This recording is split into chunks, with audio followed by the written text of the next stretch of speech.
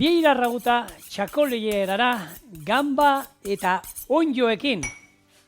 Gure gaurko errezeta berezia, berezia, bitxia eta goxua zehuru baietz.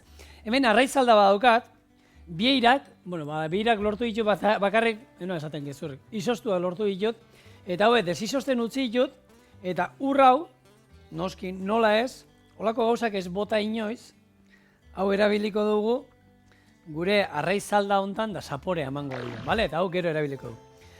Gero, beste alde batetik, gamba ditugu, onjoak, dagoeneko salteatuta oliotan inda euskagunak, hemen daukat tipulatz pare bat eta gurina, irina eta txakolina, eta salda arraizalda honekin batera izango da ingo du, belute bat ingo du, ez?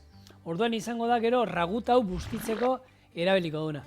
Raguta, guk osteleitzan ikasi genduen, azkenean zen raguta aragiana, baina arraiana izan alda.